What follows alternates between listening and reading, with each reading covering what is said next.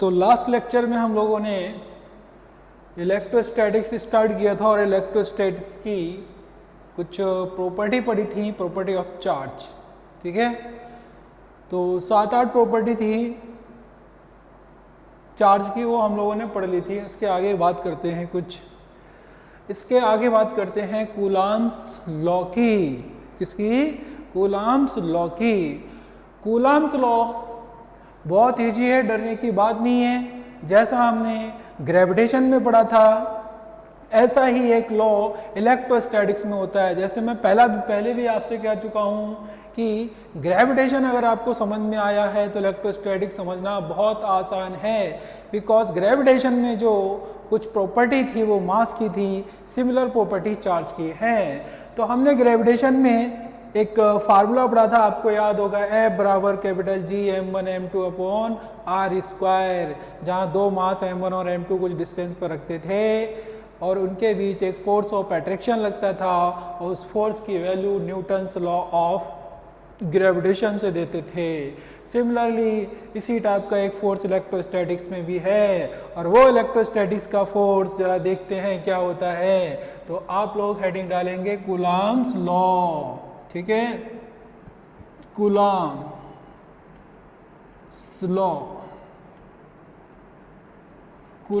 Law. ठीक है, चलो इन्होंने क्या किया कि दो चार्ज पार्टिकल, कितने? दो चार्ज पार्टिकल Q1 और Q2 को, दो चार्ज पार्टिकल, ठीक है, दो चार्ज पार्टिकल Q1 और Q2 को इन्होंने कुछ डिस्टेंस पर, r की डिस्टेंस पर एक मीडियम में रख दिया।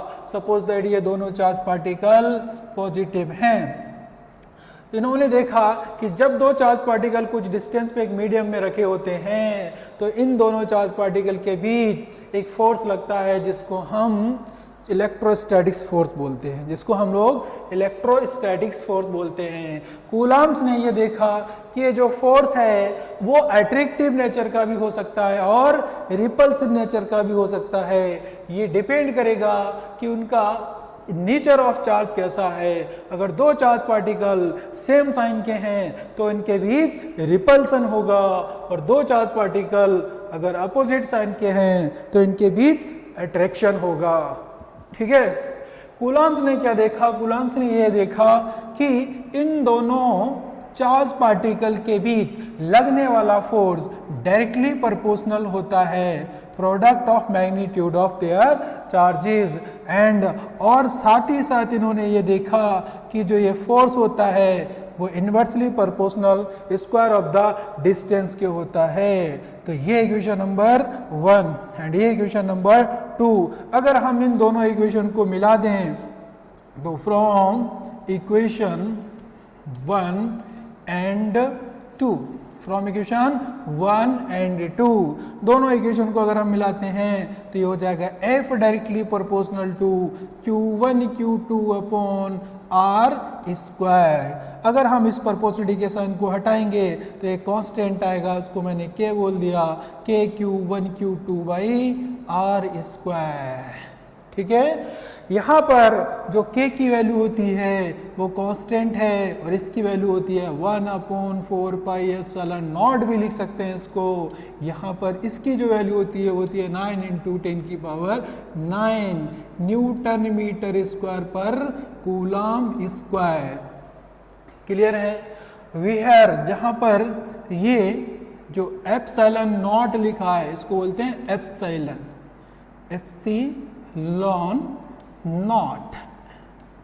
एप्सिलॉन नॉट, ये परमिटिविटी होती है। क्या होती है? ये परमिटिविटी होती है कि किसी फ्री स्पेस और वैक्यूम की, इसको क्या बोलते हैं? परमिटिविटी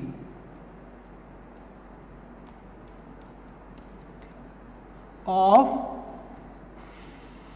फ्री स्पेस, किसी फ्री स्पेस की ये परमिटिविटी होती है। ये डिपेंड करता है कि वो मीडियम कौन सा है। अगर हम किसी डाइलेक्ट्रिक मीडियम में ये दो चार्ज पार्टिकल रख देंगे तो वहाँ पर एप्सिलॉन नॉट की जगह एप्सिलॉन आता है। वो आगे की बात है, हम लोग आगे देखेंगे। तो लास्ट में ये जो फार्मूला होगा इलेक्ट्रोस्टैटिक्स का वो हो जाएगा 1/4 4 पाई epsilon naught Q1 Q2 upon R square. ठीक है, तो हमारे पास ये एक फार्मूला आ गया। क्या ऐसा ही एक फार्मूला आपने ग्रेविटेशन में नहीं पढ़ा था? वहां पर क्या था?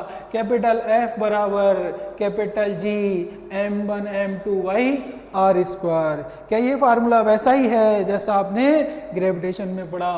तो ये हमारा कौन सा लॉ है? ये कूलॉम्स लॉ। तो जरा इसका स्टेटमेंट लिख लेंगे कि when two charged particles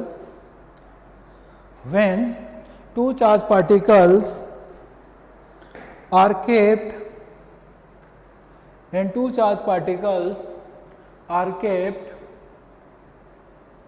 at a distance in a medium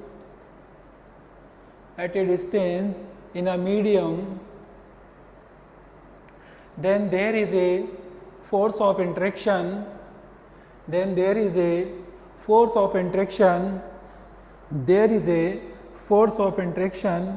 between these two particles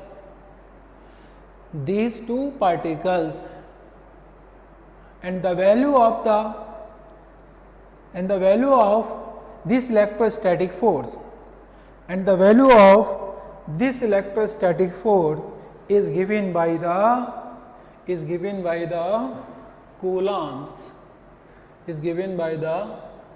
coulombs। ठीक है, according to Coulomb's law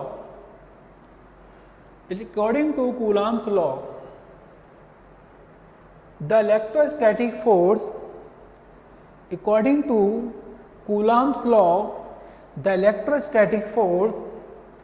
acting between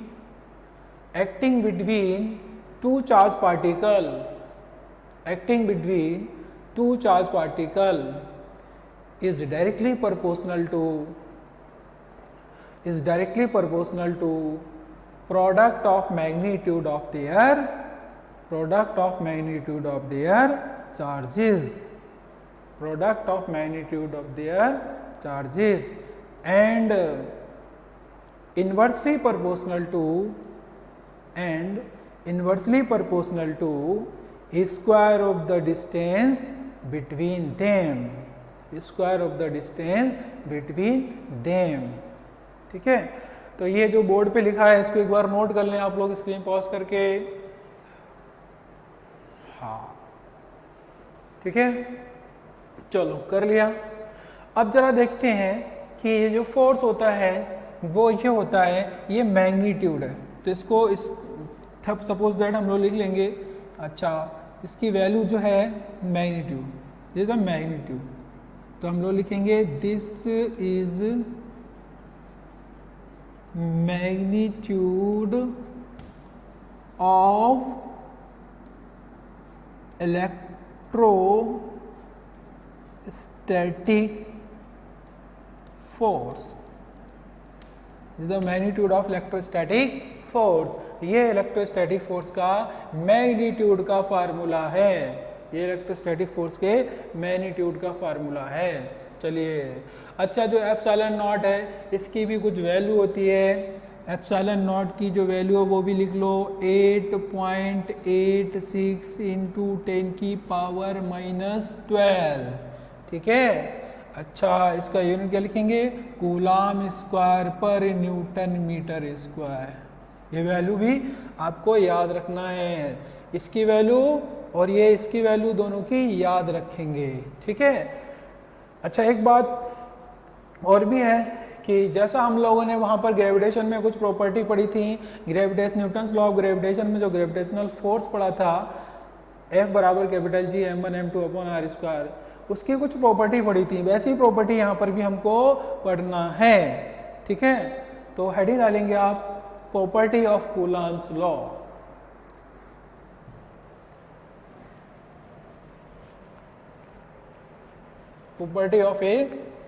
property of Coulomb's law. तो आप लोग हेडिंग डालें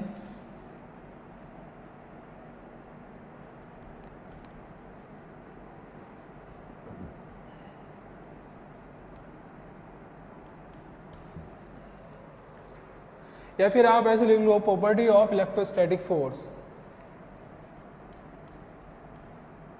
इलेक्ट्रोस्टैटिक फोर्स, इस इलेक्ट्रोस्टैटिक फोर्स की क्या क्या प्रॉपर्टी होती है उनको लिखना है हमको, ठीक है। इस इलेक्ट्रोस्टैटिक्स की प्रॉपर्टी लिखना है, तो लिखें पहली प्रॉपर्टी।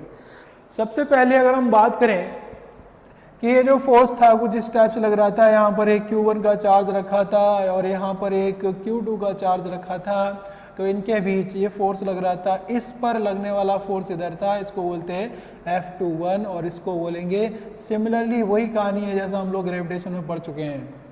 और इनके बीच की जो डिस्टेंस है वो कितनी है, R है। क्लियर है।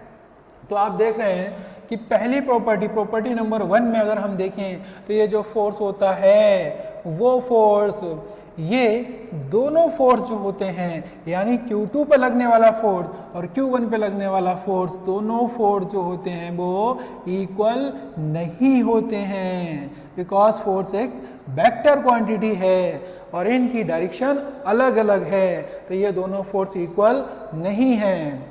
अगर ये दोनों फोर्स इक्वल नहीं हैं, लेकिन हम बोल सकते हैं कि इनका जो मैग्नीट्यूड होगा F12 वेक्टर का मोड बराबर होगा F21 वेक्टर का मोड। अगर इनका मैग्नीट्यूड क्या है, बराबर है, यानी अगर हमने बोला कि Q1 पे लगने वाला फोर्स एक्शन हो गया तो Q2 पे लगने वाला फोर्स क्या होगा, रिएक्शन हो गया। इसका मतलब ये है कि जो इलेक्ट्रोस्टैटिक फोर्स है वो एक्शन रिएक्शन पेयर फॉर्म करता है। क्या फॉर्म करता है, एक्शन रिएक्शन पेयर बनाता है। दूसरी प्रॉपर्टी ये लिखेंगे कि ये जो फोर्स होता है वो मीडियम पर डिपेंड करेगा। अगर हम यहाँ पर मीडियम चेंज कर लें, ठीक है, अगर वैक्यूम में दो चार्ज पार्टिकल कुछ डिस्टेंस पर रखे हैं तो उनके बीच लगने वाला फोर्स मान लो कुछ F है, और वही दो चार्ज पार्टिकल सेम डिस्टेंस पे किसी मीडियम में रख दिए जाएं दूसरे में, तो वो फोर्स की वैल्यू चेंज हो जाएगी। इसका मतलब ये है कि ये जो इलेक्ट्रोस्टैटिक फोर्स होता है वो मीडियम पर डिपेंड करता है। तो लिखेंगे this force is depends on the medium, किस पे डिपेंड करेगा, ये मीडियम पे, in which charge particles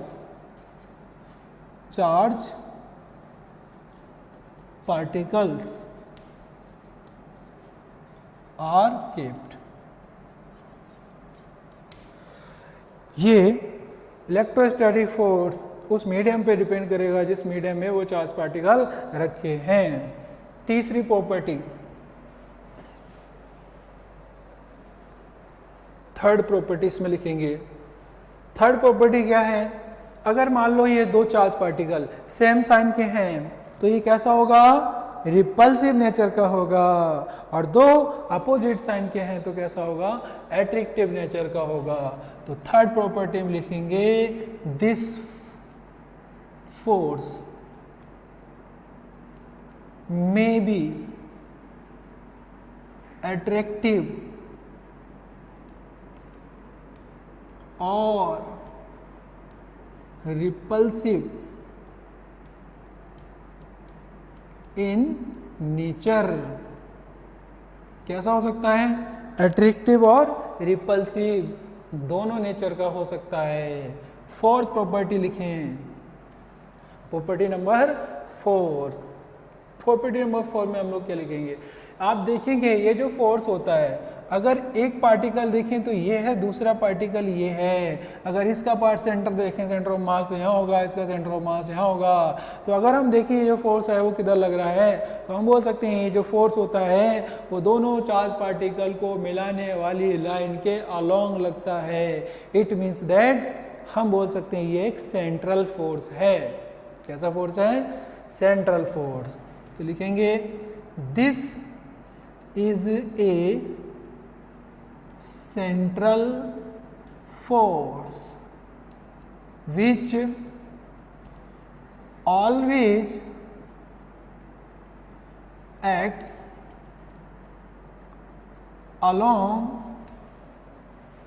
always acts along the line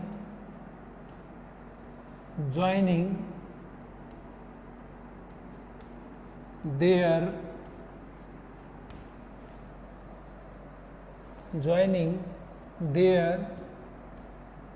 centre of mass, उनके सेंटर ऑफ मास को ज्वाइन करने वाली लाइन के अलोंग ही लगता है। अब देख रहे हैं ये दोनों का सेंटर एक का यहाँ एक का यहाँ है, तो इन दोनों को सेंटर को ज्वाइन करने वाली लाइन के अलोंग लिखता है।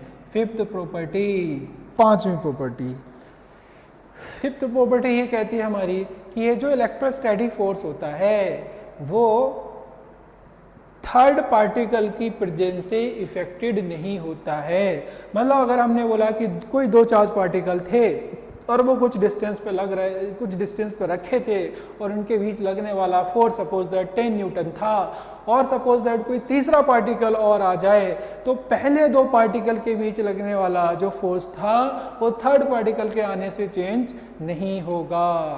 मतलब समझ में नहीं आया मैं क्या बोल रहा हूं कि मान लो दो चार्ज पार्टिकल रखे हुए हैं, एक चार्ज पार्टिकल यहाँ Q1 का है और दूसरा चार्ज पार्टिकल यहाँ पर Q2 का है, तो इनके बीच मैंने बोला सपोज दैट ये इस टाइप से ये प्लस का ये माइनस का है, तो इस पर लगने वाला फोर्स सपोज दैट F है। और अगर मैंने बोला कि एक तीसरा चार्ज पार्टिकल कुछ यहाँ पर रख दूं, तीसरा चार्ज पार्टिकल कुछ यहाँ पर रख दूं, तो अब क्या करेगा, ये वाला चार्ज पार्टिकल इस पर भी फोर्स लगाएगा इस डायरेक्शन में, बिकॉज ये भी प्लस है ये भी प्लस है, तो प्लस प्लस के क्या करेंगे रिपल्सन, तो इस पर फोर्स इधर लगेगा। अगर यहाँ पर देखें इस वाले चार्ज पार्टिकल ने इस वाले चार्ज पर नहीं, Q3 ने Q1 पर जो फोर्स लगाया वो इस डायरेक्शन में, लेकिन Q1 Q2 के बीच जितना फोर्स था वो अभी भी है, वो चेंज नहीं हो रहा है। ये वैसी ही कहानी है जैसे ग्रेविटेशन में हमने पढ़ा था, क्या पढ़ा था कि M1 M2 मास की दो बॉडी कुछ डिस्टेंस पर रखी हुई हैं और उनके बीच लगने वाला फोर्स कुछ F है, तो थर्ड मास के आने से पहले वाले दोनों मास के बीच लगने वाले फोर्स पर कोई फर्क नहीं पड़ता। सेम कहानी यहाँ पर भी है। तो ये क्या होता है आगे भी हम लोग पढ़ेंगे। एक छठी प्रॉपर्टी और पढ़ लो, प्रॉपर्टी नंबर 6। प्रॉपर्टी नंबर 6 ये बोलता है कि जब दो पार्टिकल किसी मीडियम में रख दिए जाते हैं और एक ऐसा मीडियम जिसका डाइलेक्ट्रिक कांस्टेंट K हो, तो उनके बीच जो लगने वाला फोर्स है उसका फार्मूला बदल जाता है। तो इसमें लिखे हैं when two charge particles are kept in a media whose dielectric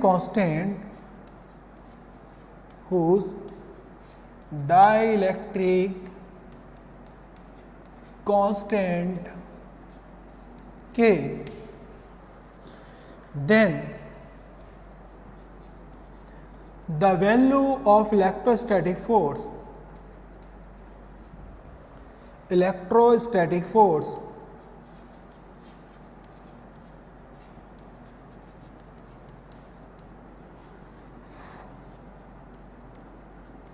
can be given as, तो ये वैल्यू जो होगी वो इस तरह से दी जाएगी 1/4 pi epsilon naught K Q1 Q2 by R square, ये हो जाएगा। ठीक है, ये फार्मूला कब लगाएंगे, जब दो चार्ज पार्टिकल किसी मीडियम में रखे होंगे, ऐसे मीडियम जिसका डाइलेक्ट्रिक कांस्टेंट आपको गिवन हो, तब ये फार्मूला लगाएंगे। और यहाँ पर इससे पहले जो फार्मूला था जिसमें K नहीं आ रहा था, वो फार्मूला तब लगाएंगे जब कोई मीडियम क्या हो, वैक्यूम हो या फिर एयर हो। इसका मतलब फॉर वैक्यूम और एयर के लिए जो K की वैल्यू हो जाएगी वो कितनी हो जाएगी, 1 हो जाएगी। स्क्रीन पॉज करें और इसको नोट करें, इसके बाद हम लोग आगे बढ़ते हैं। चलिए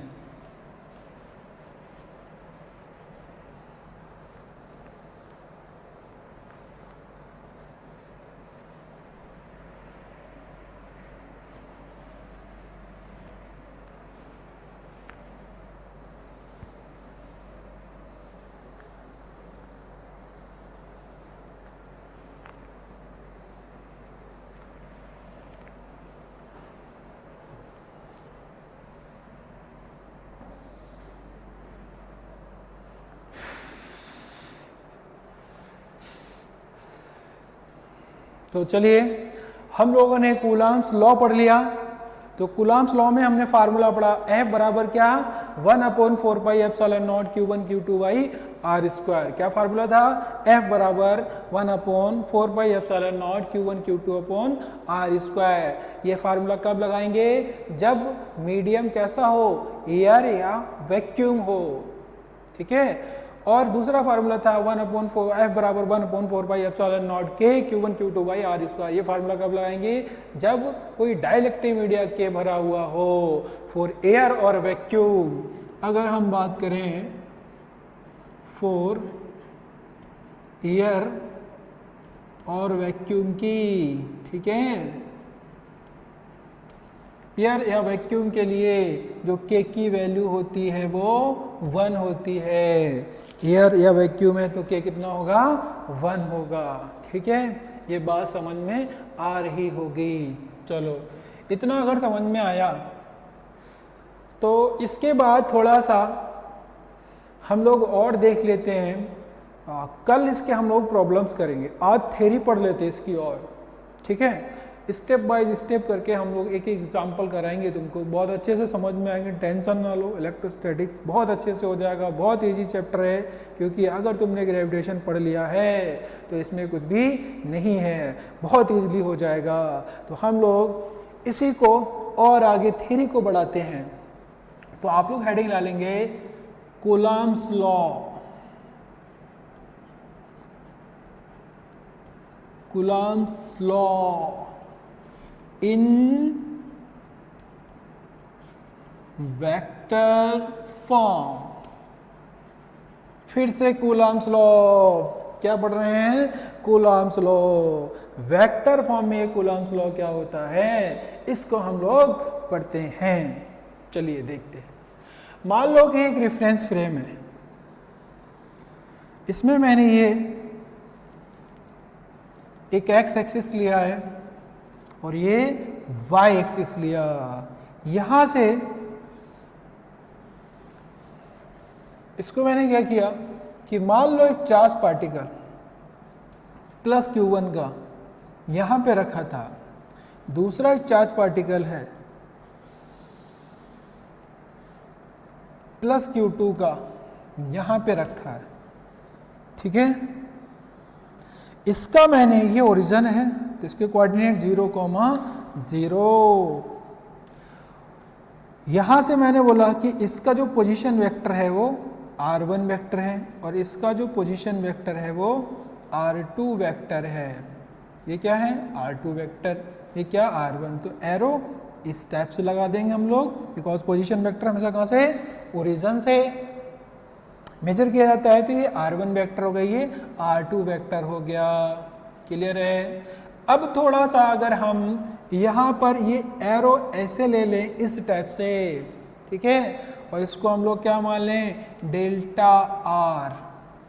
कहाँ से कहाँ है ये डेल्टा r किधर से किधर है, ये है 1 से 2 की तरफ। तो हम इसको लिख लें r1 2 ऐसे करके। क्लियर है, चलिए क्लियर है, ये बात समझ में आई। चलो अच्छा, अब अगर मुझसे कोई पूछता है कि सर ये डेल्टा r12 की वैल्यू निकालना है तो हम लोग कैसे निकालेंगे, बड़ा बहुत सिंपल है। क्या आपको इसका अगर मैं नाम a दे दूं, इसका नाम मैं b दे दूं, ठीक है। तो अगर हम देखें तो o a b, ठीक है। क्या आपको एक ट्रायंगल है, क्या हम इसमें triangle law of vector addition लगा सकते हैं, बिल्कुल लगा सकते हैं triangle law of vector addition. थोड़ा सा वेक्टर में जाएंगे, याद करेंगे ओ ए बी, क्या ये दोनों साइड सेम ऑर्डर में हैं, क्या ये थर्ड वाली side O B opposite order में है। तो हम ट्रायंगल लॉ कैसे लगाते थे कि ओ बी वेक्टर जो अपोजिट ऑर्डर वाली साइड होती थी वो हमारा रिजल्टेंट देती थी, और ये हो जाएगा O A vector plus A B vector. कुछ समझ में आया? हाँ, बता ओ ए वेक्टर की बात करें तो कितना है R1 वेक्टर, OB वेक्टर की बात करें तो कितना है R2 वेक्टर, AB वेक्टर की बात करें तो कितना है डेल्टा R12 वेक्टर। तो सबकी वैल्यू लिखेंगे, ये हो जाएगा R2 वेक्टर, ये क्या हो जाएगा R2 वेक्टर बराबर R1 vector plus delta R12 vector. तो यहाँ से अगर हम डेल्टा R12 की वैल्यू निकालें तो ये हो जाएगी R2 vector minus R1 vector. इसको हमने इक्वेशन नंबर कुछ 1 कंसीडर कर लिया। अब थोड़ा सा बात करते हैं कि आप हमको कूलम्ब्स लॉ वेक्टर फॉर्म में लगाना है। तो ये देखें, ये पॉजिटिव चार्ज है और ये भी पॉजिटिव चार्ज है। अगर ये दोनों पॉजिटिव पॉजिटिव हैं, प्लस प्लस हैं, कैसे हैं प्लस प्लस हैं, तो प्लस प्लस या माइनस माइनस क्या करते हैं रिपल्सन। दोनों क्या करेंगे रिपल्सन। प्लस प्लस में दुश्मनी, प्लस प्लस में दुश्मनी और प्लस माइनस में दोस्ती। हाँ, तो होगा क्या यहाँ पर, इस पर देखें तो इस पर लगेगा फोर्स इस डायरेक्शन में, ये वाला इसको दूर भगाएगा तो इस पर फोर्स इधर लगेगा, इसको बोलेंगे force acting on 1 due to 2, ऐसे लिखेंगे। इस पर देखें तो इस पर इधर लगेगा, इसको लिखेंगे force acting on 2 due to 1। Clear है। अब अगर मेरे को F21 वेक्टर लिखना हो, क्या लिखना हो F21 वेक्टर, तो देखो कैसे लिखेंगे F21 vector is equals to हो जाएगा 1/4 पाई एप्सिलॉन। यहां से ध्यान से देखना जरा, मैं लिख रहा हूं force acting on 2 due to 1 यानी F21 वेक्टर।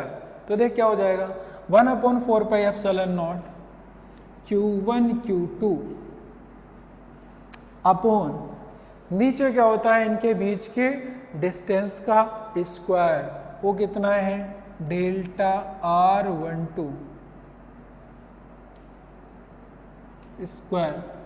अब ये तो देखो यार, यहां पर अगर हम देखें तो इतना, अगर आप ध्यान से देखें तो डिस्टेंस का स्क्वायर है, ये मैग्नीट्यूड है, ये मैग्नीट्यूड है, ये मैग्नीट्यूड है। तो अभी फोर्स का ये मैग्नीट्यूड है। अगर इसको वेक्टर फॉर्म में लिखना है तो हमको क्या पता है कि अगर हमको कोई भी मैग्नीट्यूड को वेक्टर बनाना है तो हम लोग क्या करते थे यूनिट वेक्टर से मल्टीप्लाई कर देते थे। तो अगर मैं इसको फोर्स को वेक्टर बनाना है तो हम क्या करेंगे यहाँ यूनिट वेक्टर से मल्टीप्लाई। किस डायरेक्शन के यूनिट वेक्टर से, जिस डायरेक्शन में ये फोर्स लग रहा है। फोर्स किधर लग रहा है इस डायरेक्शन में लग रहा है फोर्स, तो इस डायरेक्शन का यूनिट वेक्टर देखो यहाँ पर ये हो जाएगा, तो लिखेंगे डेल्टा R12 का यूनिट वेक्टर। ये बात समझ में आई। अरे मेरे को यार 4 यूनिट का एक वेक्टर बनाना होता था तो हम लोग क्या करते थे मैग्नीट्यूड लिखते थे, और मैग्नीट्यूड हम लोग पहले वाले फार्मूले से लिख लेंगे 1/4 pi epsilon Q1 Q2 upon R square, इससे मैग्नीट्यूड लिख लिया। अब जिस डायरेक्शन में वेक्टर बनाना हो उस डायरेक्शन के यूनिट वेक्टर से मल्टीप्लाई कर देते, तो यूनिट वेक्टर कितना है डेल्टा R12, ये यूनिट वेक्टर हो गया। तो अब ये क्या हम लिख लिया, हमने वेक्टर लिख लिया। अब सुन जरा याद कर, वो वेक्टर कोई यूनिट वेक्टर होता था तो unit vector is equals to क्या होता था, वो वेक्टर अपॉन उस वेक्टर का मैग्नीट्यूड, वो वेक्टर अपॉन उस वेक्टर का मैग्नीट्यूड। यूनिट वेक्टर बराबर क्या होता था, वो वेक्टर अपॉन उस वेक्टर का मैग्नीट्यूड। तो यहाँ पर इसकी जगह हम लोग क्या लिख सकते हैं, ऐसा वाला वेक्टर अपॉन इसका मैग्नीट्यूड। तो देख क्या हो जाएगा F21 वेक्टर बराबर 1/4 pi epsilon naught Q1 Q2 by delta R12 vector का स्क्वायर, और यहाँ क्या लिखेंगे डेल्टा R12 वेक्टर अपॉन इसका मैग्नीट्यूड।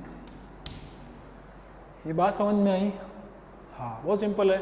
ये देख डेल्टा R12 स्क्वायर है, ये डेल्टा R12 है, तो ये क्या हो जाएगा डेल्टा R12 की पावर 3। तो ये हो जाएगा यहाँ पर इस तरह से 1/4 pi epsilon naught Q1 Q2 by delta R12 की पावर 3 और यहाँ डेल्टा R12 वेक्टर।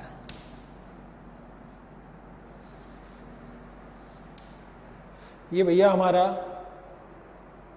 फोर्स आ गया वेक्टर फॉर्म में। ये फोर्स किस पे लगने वाला फोर्स है, लिखा गया है F21। F21 का मतलब force acting on 2 due to charge 1। तो यहाँ पर क्या है, देखो यहाँ पर देखो 2 1 है, तो यहाँ क्या आ रहा है 1 2 आ रहा है, यहाँ क्या आ रहा है 1 2 आ रहा है। अगर मेरे को फोर्स लिखना हो कि Q1 पे कितना लग रहा है, तो इसको क्या लिखेंगे, फोर्स एक्टिंग, या फिर हम इसको लिख ले रहे हैं अभी जैसा फोर्स, तो लिखें this is force acting on the charge, on the charge, कौन से चार्ज पे है ये, Q2, ड्यू टू चार्ज किसकी वजह से, Q1 की वजह से। इसी तरह से अगर हम लोग लिखें कि force acting on charge Q1 due to charge Q2, तो क्या होगा, अगर हम लिखें force acting on the charge Q1 due to charge Q2, तो इसको लिखेंगे F12, ये हो जाएगा 1/4 pi epsilon naught Q1 Q2 upon, यहाँ के लिखेंगे 2 1 वेक्टर की पावर 3, यहाँ क्या हो जाएगा डेल्टा 2 1 वेक्टर।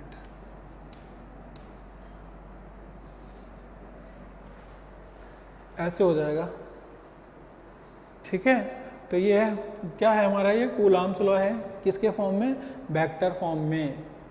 इसको नोट कर लें आप लोग,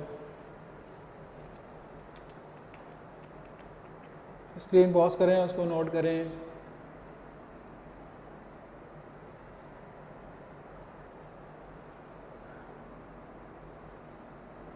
चलिए ठीक है, आज के लिए इतना ही काफ़ी है, बाकी हम लोग कल पढ़ते हैं। Thank you.